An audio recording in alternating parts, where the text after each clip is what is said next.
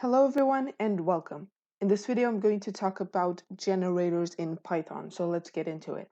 Now, it is kind of hard to explain in words what a generator is, so I'm just going to give you an example. So I have a list of numbers here, and now I want to print all of the numbers in my list squared. So to do that, I would use a for loop, right? So I'd write for num in nums, I want to print my num squared, like so. And now if I run this code, you can see that this is going to give me all of the numbers squared. So what this does is it takes in the iterable nums, and then it stores all of the values of that iterable in memory. Then it calculates the square of those numbers, stores those values in memory as well, and it retrieves the values you want, right?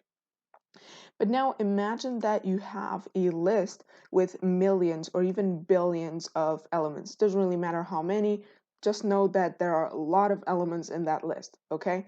And you only care about one of those elements. There's only one element in that list that you want to know the square of. Now, you don't care about anything that's before that element, you don't care about anything that's after that element. So it doesn't make sense for you to store all of the numbers of that list in memory when you only want one of those, right? So what you do is you would create a generator. Now, the syntax for a generator is really easy. It's basically just a function, but instead of using the return keyword, you use the yield keyword. I'm going to explain what that is in just a moment. Now let's create our generator. So I'm going to define a function gen. This is going to take in a list. And now for I in my list, I want to yield I squared, like so. Now I'm going to call this function. So x is going to equal gen, and then here I'm going to put my nums. And let me print x. And now if I run this code, you can see that this is just going to give me a generator object at a certain location, right? It isn't going to retrieve any values. This is because this hasn't stored any values in memory yet, right? So if I actually want to retrieve values, I'm going to have to call the next function on my generator. So instead of this, I'm going to print calling the next function on my generator. What this is going to do is it's going to retrieve the first value, right? So if I run this, this is going to give me the first value. And now if I do that again, this is going to give me the first and second value. And if I do it again, it's going to give me the first three values, and so on and so forth. So this isn't storing all of the numbers in memory at once, right? As I ask for the values using this next function, it's going to then store them in memory.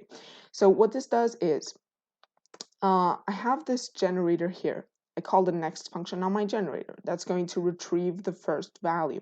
And then this yield keyword basically pauses the execution of this function after I print my next value. So it doesn't store anything that's after that value in memory. It only stores the first element and it prints that.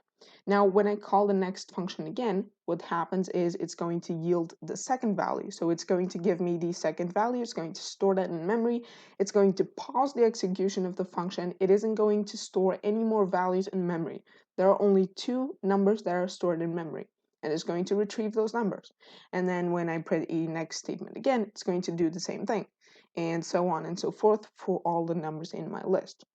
Okay, so one thing I need to mention before we move on is you can actually use a for loop to iterate through all of the values in your generator. So I'm going to write for I in x, which is my generator, I'm going to print I.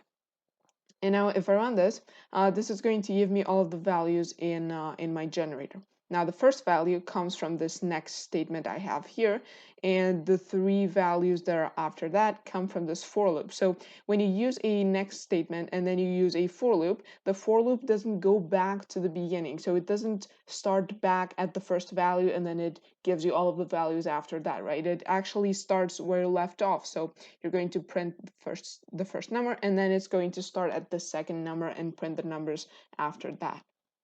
So this is really useful because it doesn't store all the values in memory at once, right?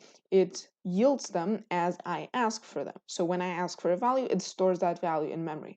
Now, this is really useful because, for example, if you have a file, a really large file with a lot of rows, and you want to know if there's one certain word in one of those rows, then you can yield a row at a time, and you don't have to store all of the rows in memory, which would take up a lot of space, right? You can just yield them as you go along. Now, there is a way to implement this for short, right? This syntax is kind of long. I did it in 3 lines. There is a way to do this in only 1 line, and that is using a generator comprehension. So instead of defining a function, I'm going to write gen as if it was a variable and then parentheses. Now this represents generator comprehension. Now whatever I put in here, just like a tuple, it's going to give me a generator. So I want to yield I squared, right? For I in nums.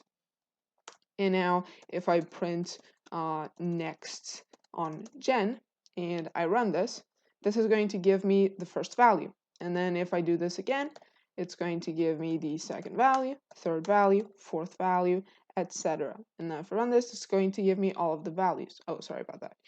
Okay, so there is an easier way to do this. Instead of using 450,000 next statements, you can just use a for loop. So for example, for I in my generator, I want to print I, for example. And now if I run this, it's going to give me all of the values in my generator. Okay, so that's basically it. That's basically what a generator is, right?